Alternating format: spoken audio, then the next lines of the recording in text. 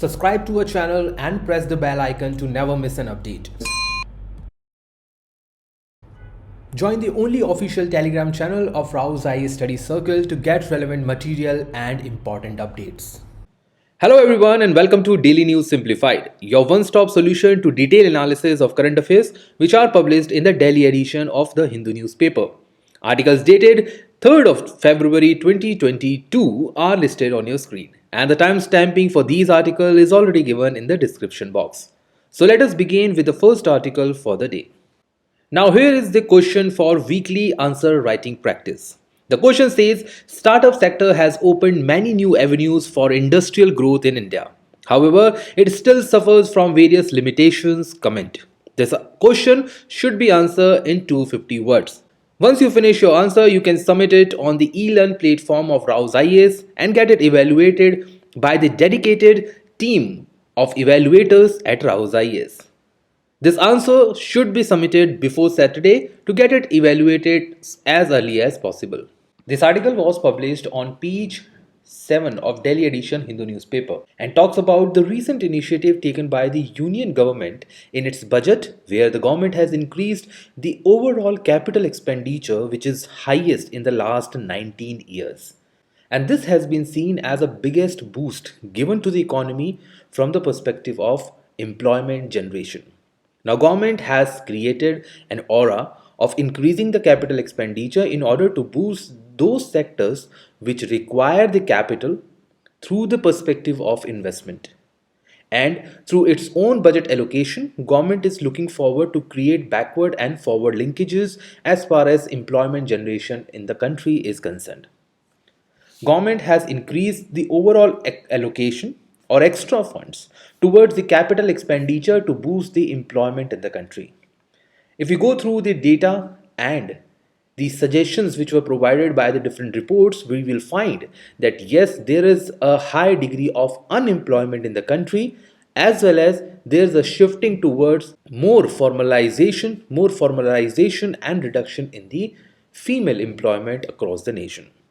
The relevance of this article is important from the fact that budget related questions and their trends could be asked in the prelim examination.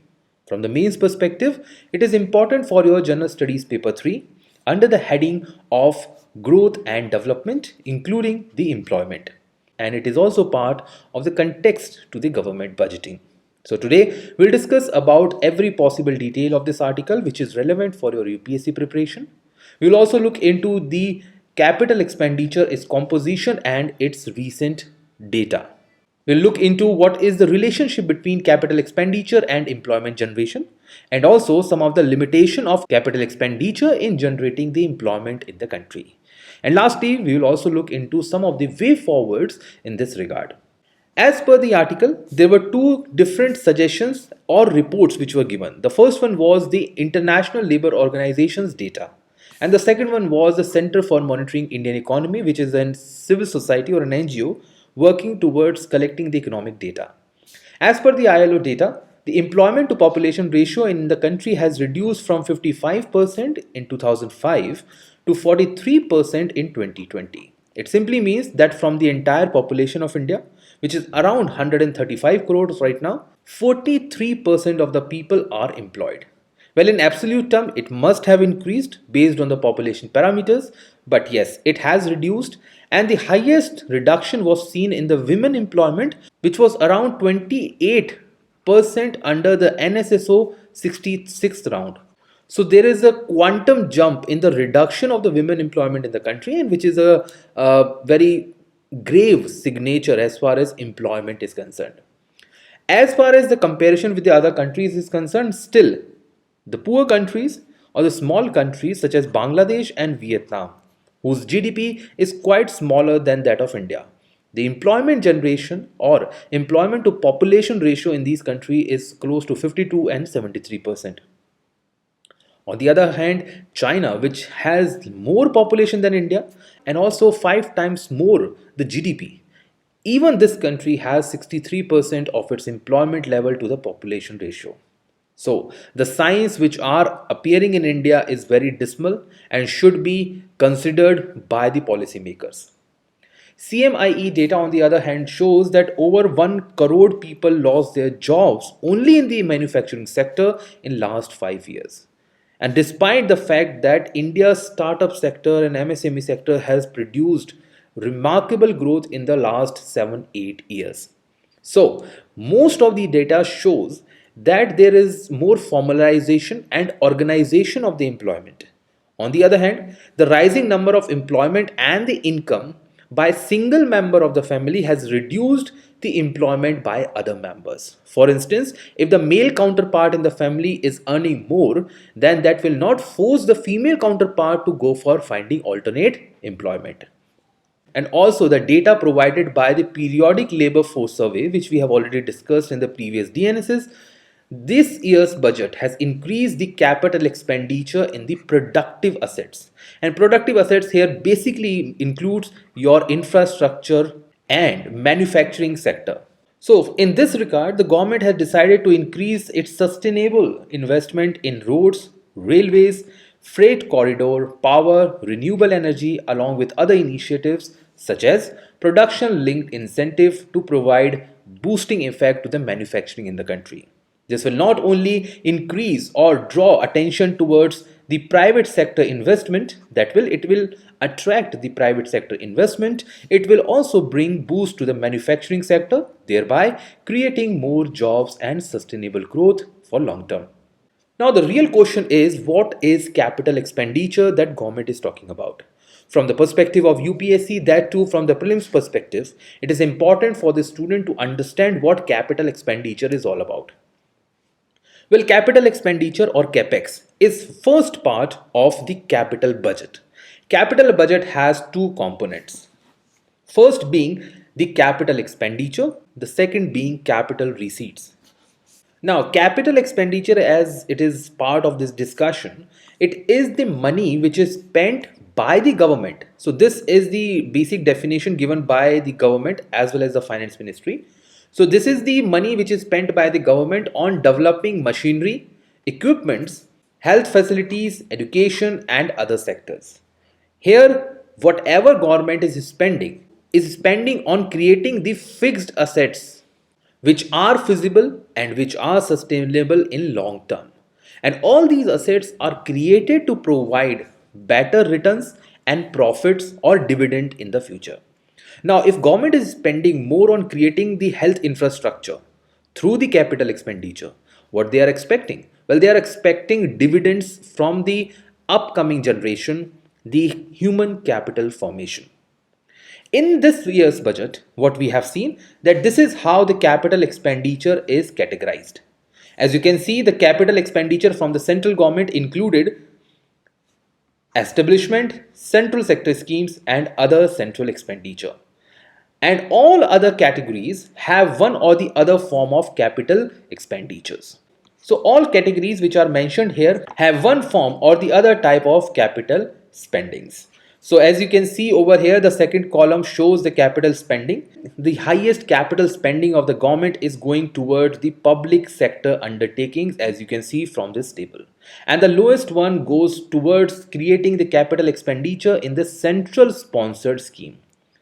On the other hand, we also observe from the fact that the highest revenue expenditure of the government is going towards the central expenditure as well as the transfers made on the pretext of central sponsored schemes, finance commission transfer and other transfers. So from revenue side, yes, there are different things which have issues of high expenditure, but on capital side, it is the public sector enterprises, the central sector schemes as well as other basic transfers.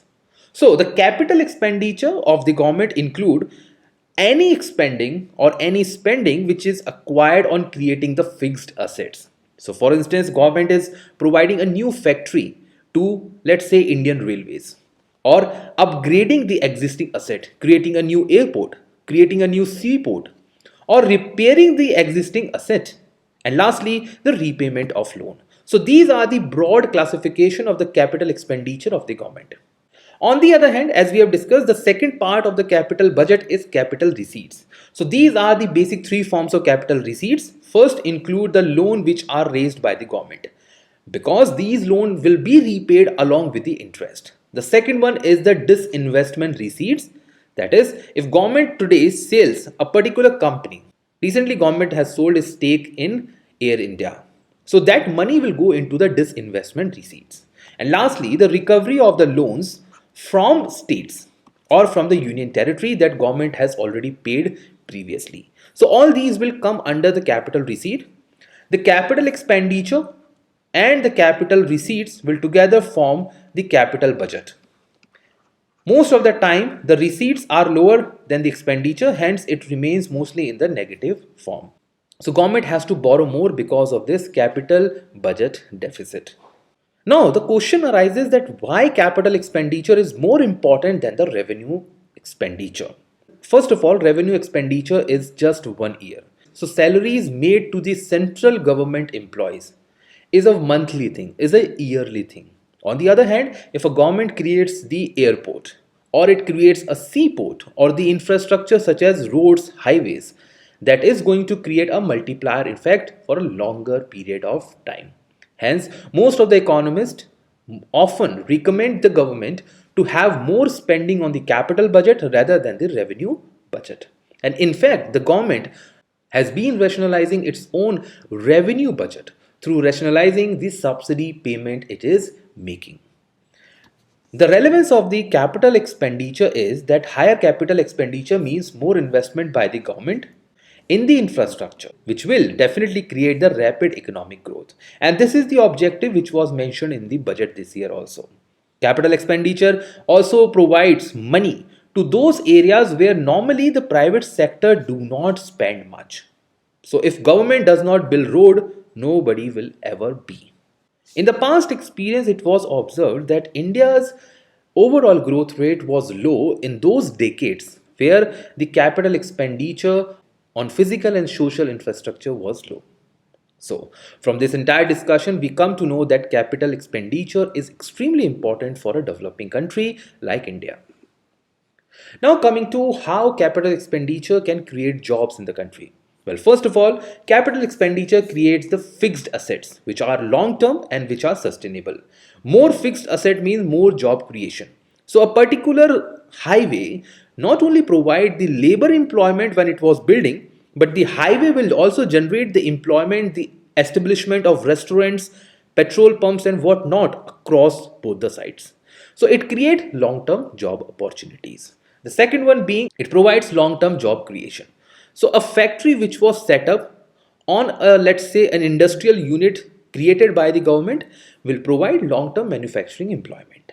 It will fight the seasonal unemployment. So a person who is employed in a seasonal unemployment, let's say a particular crop cultivation, but in the same village an industry was set up by government capital expenditure. So that industry will provide a better fight against the seasonal unemployment to the people. As it is a capital expenditure and works for longer period of time, it provides backward and forward linkages to various sectors. So for instance, the highways or for instance, the seaport provide the forward and backward linkages for imports and exports to all those units which are working in the manufacturing sector. Most of the time, the revenue expenditure created by the government, as we have discussed, remains for the partial or for the small period of time. On the other hand, the capital expenditure is created for the long-term opportunities, 5 years, 10 years, and sometimes the 50 years period. So Indira Gandhi Canal, which was created 50 years ago, is still providing a long-term job opportunities, the employment of agriculture in the western part of Rajasthan. It creates the multiplier effect. So if one sector is going through the high capital expenditure, that sector will support the other sectors as well, because one sector will create the demand for the other sector. So if government try to spend, let's say in the machinery of steel industry, so that machinery of steel industry will create the demand in those sectors, let's say automobile sector. So automobile sector will demand more steel in the future. Then it will create development of entrepreneurship. Most of the entrepreneurs lack capital. And if they get capital at lower interest rate, they will be promoted or they will be encouraged to bring more business into the economy. It helps in developing the MSME sector where capital remains one of the most scarce resource for the development. More capital expenditure means more employment opportunity. Those sectors which are labor intensive or those sectors where labor productivity is low can be increased through the creation of electronics, machines or even the robotics. So food processing industry which is based on traditional technology can be provided capital incentives or the machinery in order to produce more labor output. So per labor output will increase and employment elasticity will further increase. That will create the confidence among the investors. So more FDI, FPI, FII will flow into the economy once they see that even the government is putting more effort to bring the capital investment. However, everything is not that good as it seems like. There are certain limitations to the capital expenditure. First of all the capital expenditure made by the government does not go into the greenfield investment. Some of the investment is also going towards the burden which government is facing. So previously government was spending crores of rupees in clearing the dues of Air India and many other public sector enterprises.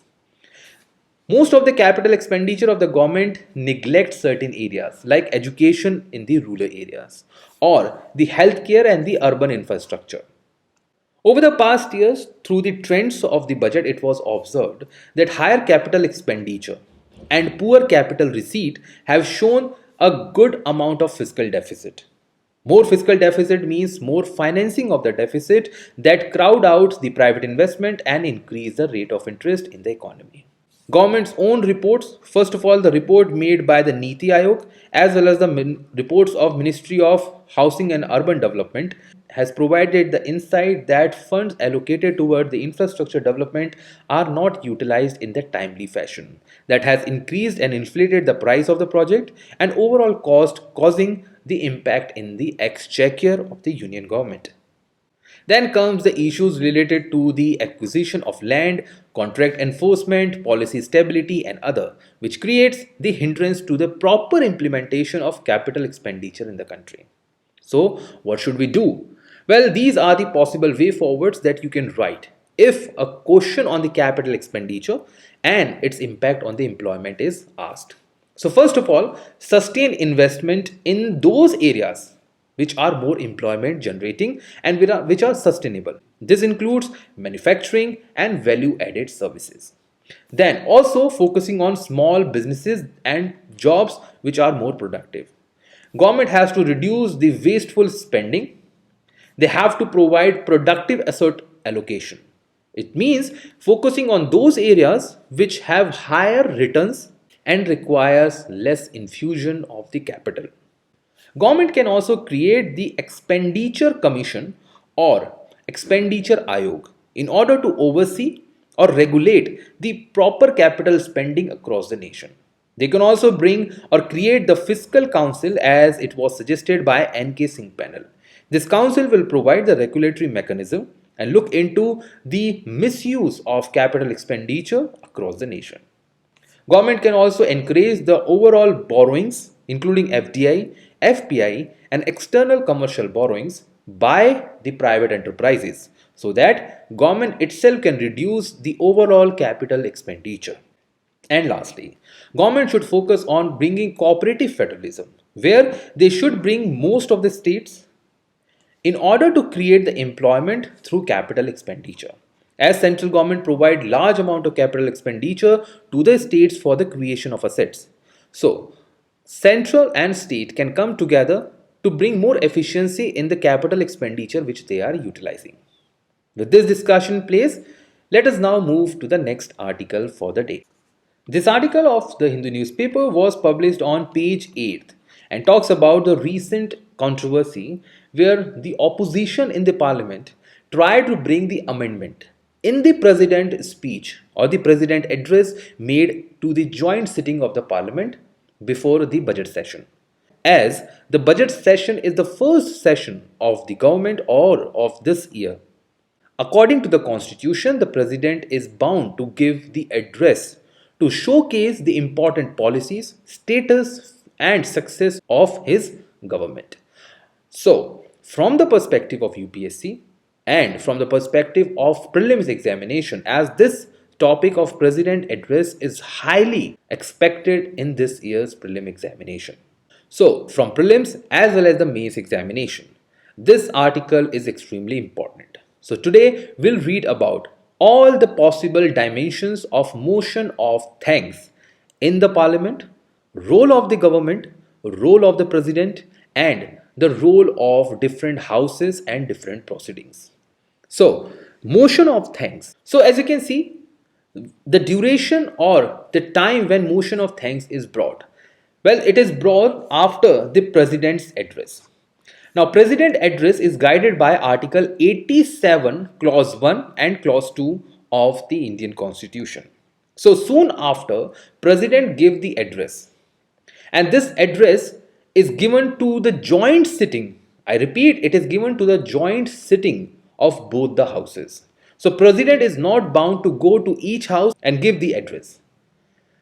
As per Article 87(1), this address of the president is given to the first session of Lok Sabha, that is the newly created Lok Sabha. So, this Lok Sabha was created in 2019. The previous Lok Sabha was created in 2014. So, the first session of newly created Lok Sabha and the first session of each year. So, the current address was made to this category. This address is made to both the houses simultaneously, that is, there is a provision of joint sitting. As per the same article, clause 2, this procedure is created under the rules which are made by the particular houses. So, the procedure of motion of thanks, the voting associated with this, or the amendment brought to the motion of thanks is not mentioned in the Constitution. Constitution explicitly says that the process of this entire address and its voting is decided by the rules of the houses. And there is no business, no proceeding, no functioning, no bill can be introduced, no one can speak anything before the address made by the president to the joint sitting of both the houses. Now, coming to the content of this president's address. President talks about the policies taken by the government and its success. He also talks about the reviews and the achievements made by the government in the past 1 year. What are the future projects or schemes or policies the government is trying to bring? And what are going to be the upcoming legislative business? That is, what kind of bills government is planning to bring? What kind of new laws government is trying to bring in the upcoming legislations? After the address, this address is tabled in the Lok Sabha, and then comes the role of the Secretariat of the Lok Sabha. The discussion is made after the address, and this discussion is made by each house. In Rajya Sabha, the rules 14 to 21 decide on the process of discussion. In Lok Sabha, the rule 16 to 24 decides the entire discussion and its process. After the discussion, members of parliament, that is both member of Lok Sabha and the member of Rajya Sabha, can bring amendments. And this is where the article is based. Members of Rajya Sabha asked the government that why government did not bring, or why the address made by the president did not talk about the issue of Pegasus and government's role in controlling the COVID crisis. So they were demanding that amendments or changes should be brought in the president's speech, and Pegasus and COVID should be included in that speech in order to bring the clarity to the country. The amendments which are brought by the members are not limited to the speech. The members can bring amendments which are even outside the discussion. So let's say president has talked about 10 important topics and he missed on 2 other important topics which were not mentioned in the speech or which were not even discussed in the houses. So members can bring those outside matters into the address and can vote on that also. Now, both the houses of the parliament have almost similar procedure when it comes to the motion of thanks. Well, motion of thanks is nothing but thanking the government for its own functioning. And every Lok Sabha enjoys the majority by the government. So government by ethics, by morality and by constitutional compulsion is bound to win this motion of thank during votings because they were appreciated by the president. And if president is appreciating the government, government should also vote and win their confidence. During the discussion of motion of thanks, all the members are free to speak on all sort of national and international problems. So the discussion is not limited to a particular motion, the discussion is not limited to a particular topic, which normally happens during the question hour or the 0 hour of the parliamentary proceeding. The matters are not specifically limited to the address as we have already discussed, so they can bring matters outside the amendments also. However, members cannot discuss any matter which is not directly the responsibility of the central government. For instance, the member of parliament cannot discuss any issue or let's say a dispute which is part of a particular state. If it is not part of the central government functioning, it is not discussed under the discussion. As we have already discussed, there can be amendments or changes which can be brought in the motion of thanks. However, they have to be appropriated by the house or the chair of that particular house.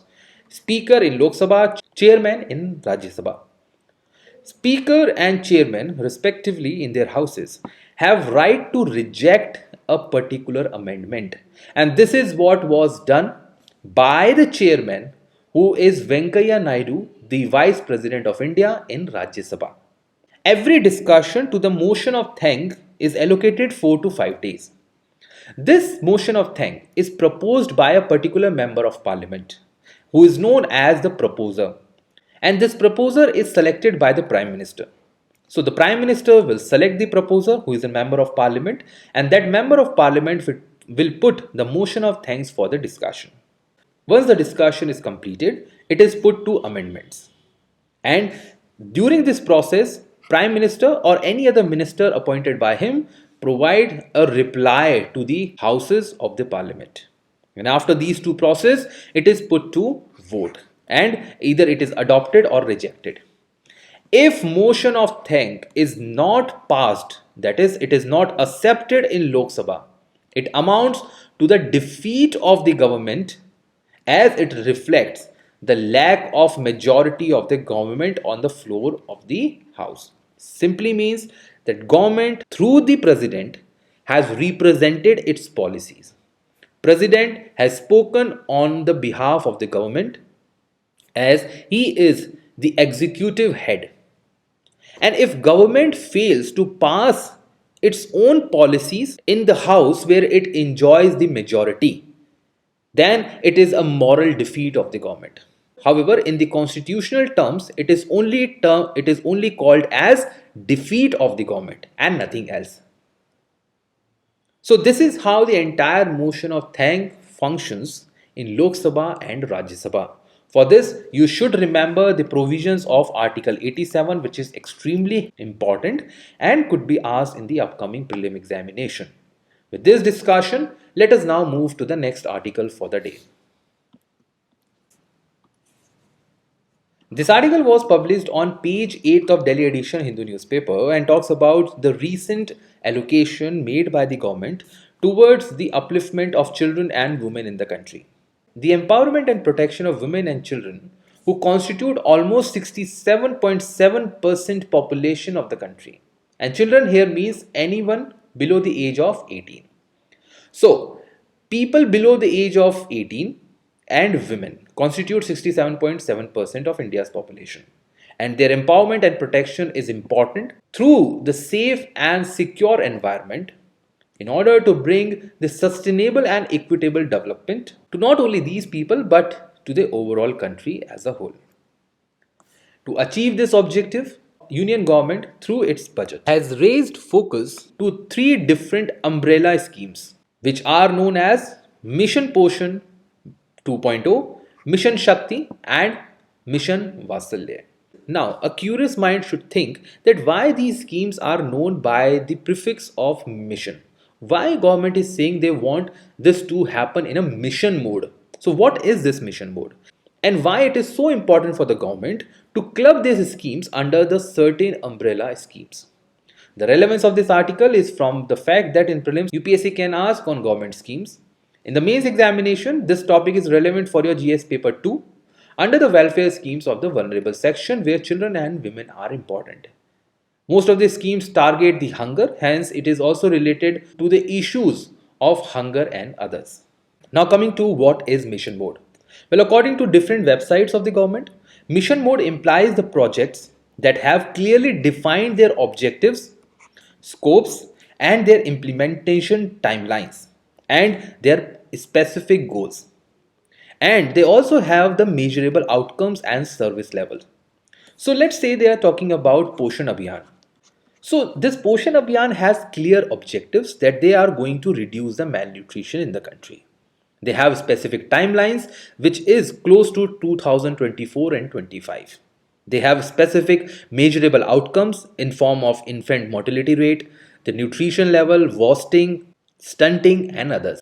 And lastly, they also covers the service delivery and their measurements.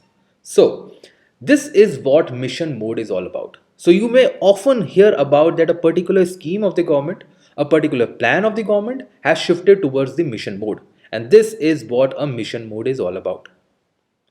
Now let us discuss these three specific schemes and how they can be asked in the examination. The first one is the Mission Poshan. Mission Poshan was started on the International Women's Day, that is 8th March 2018. And this mission mode and this Poshan Abhiyan started as a simple plan, later expanded towards including the other important schemes. This Mission Poshan 2.0 has expanded further.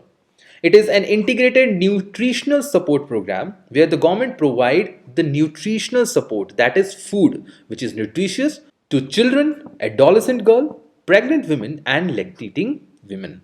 This has a specific object of targeting the challenge of malnutrition. The second version or Mission Poshan 2.0 has brought three different programs of the government under its ambit, and that is the reason why it is called as umbrella scheme. These three schemes include the Anganwadi services, the scheme for adolescent girls and the erstwhile Poshan Abhiyan. So whenever there is a question, do not get confused into what is Poshan Abhiyan and what is Mission Poshan 2.0. So Mission Poshan is the umbrella program. It has three different sub schemes which were functioning separately previously, but now they are functioning under the same program. And this is based on the ideology of the government to bring convergence, better governance and capacity building. This also brings Ayush into the practice of the Indians. Lastly, this program also functions through the digital infrastructure, where the government is tracking the progress of the Mission Poshan 2.0 through Poshan Tracker, where they will look into how money has been spent. It is basically the outcome based approach. Better outcomes means better allocation in the future. The second scheme mentioned in the article was Mission Shakti. This Mission Shakti is also the culmination or a new umbrella scheme which has different schemes under its ambit. It is a unified, citizen-centric life cycle support for women. It is only targeting women, not others. So, the first of all, it is a citizen-centric, it is a life cycle. That is, it focuses on the entire life of a woman. It focuses on the integrated care, safety, protection, rehabilitation and the empowerment. Mission Shakti has two sub-schemes. As we have seen in the previous program, the Mission Poshan has three sub-schemes. Similarly, Mission Shakti has two sub-schemes. The first one is Sambal and the second one is Samarthya. The first one, Sambal, focuses on safety and security of women, and the Samarthya, which also means the empowerment of women. The first sum scheme, that is Sambal, focus or include the erstwhile schemes of one-stop center, women helpline, as well as Beti Bachao Beti Padhao Abhiyan. On the other hand, the empowerment of women has incorporated 5 different schemes under one umbrella, which includes Ujjwala, Swadhar Greh, working women hostel across the nation, National Crèche Scheme in order to empower the working women, and Pradhan Mantri Matritva Vandana Yojana for providing the institutional functioning. So all these 8 schemes have been clubbed together under Mission Shakti. So UPSC in the future or in the upcoming prelim examination can ask that which of these are or are not part of Mission Shakti with its basic objectives. Sambal schemes will be implemented as centrally sponsored schemes. However, in this, the funding will be 100% by the center. On the other hand, the Samarthya, that is, these 5 schemes, will be implemented in the same category of centrally sponsored schemes, but here the functioning will be shared by the states and the union territory in 60 to 40 ratio. The third scheme mentioned in the article was Mission Vasalya. This is to provide the secure, healthy, and happy childhood for every child in the country. So, previous scheme was focusing only on the girl child or the women. This is focusing on every child, male, female, or others, and to provide the sensitive, supportive, and synchronized ecosystem, and also assist the state to achieve the same. It focuses on improving and implementing the Juvenile Justice Act 2015 and also the SDG targeted focusing the children. Overall, the schemes function all those parameters which will help in providing and improving the childhood and children across the nation till they attain the adulthood at the age of 18. So, how they are trained, how their capacity building is made, how they are getting the education, the health, every possible thing. The institution, the statutory bodies which are associated in providing the better services to these children will be under the Mission Vasalya. And all these 3 schemes will function under the mission mode as we have discussed previously. With this entire discussion, now I will leave you with this question to practice. So read this question carefully and try to answer in the comment box. Let us now move to the last article for the day. This article was published on page 6 of Delhi edition Hindu newspaper. Then talks about the over scrutiny in the state administration by the respective governance and the rift which has been created between the chief ministers of those states and the governors. And this was observed in the state of West Bengal, Maharashtra, and Tamil Nadu. Recently, there was an act of online aggression made by the chief minister of West Bengal, where she has blocked the account of governor. Well, we are not concerned about the specific controversy. However, from the perspective of the prelim examination, this article has a relevance for your constitutional provisions and the current affairs. For General Studies Paper 2 in the mains examination, it comes under the devolution of powers between executive, legislation, parliament and the state, and the issues which are arising out of these points. The content for the discussion would include what the article actually talks about, what are the important constitutional articles related to the powers of the government, and past references in this regard. So this is what article has talked about. The article is talking about the recent initiative. Well, in the mains examination, often it is seen that the students are out of ideas or out of examples. So these are the examples which you can quote in the mains examination without writing in a controversial language. So utilize these pointers in order to substantiate that the power of the governor is being misused in certain instances. So what happened in West Bengal? Governor of West Bengal was confronting the elected government headed by the Chief Minister Mamata Banerjee and the legislation of the state as observed in the past week. He was interfering with the functioning of the police as well as the Chief Secretary of the state. And along with that, he was also posting the normal administrative parlance on the social media. Even previously, Governor was criticized for withholding his assent towards the Havda Municipal Corporation Bill 2021. It was said that Governor is taking the clues from the central government or is functioning like a puppet. He had made certain allegation which was based on the impropriety in some welfare schemes and also questioned the legally elected government of the state. On the other hand, in the state of Maharashtra, there the governor Bhagat Singh Koshyar has himself stalled the election of the speaker to the house, and the seat has remained vacant for over a year now. He also made the statement that the state assembly cannot decide its own rules. He has also refused to accept the recommendation of the Council of Ministers for the nomination of 12 members in the Legislative Council. In Tamil Nadu, even the governor has not acted upon the Tamil Nadu admission to undergraduate medical degree courses bill. So, governors in these three states have one thing common, that these states does not have governments similar to the political party ruling the center. Second thing, these governors have been charged of violating the basic constitutional functioning of the state.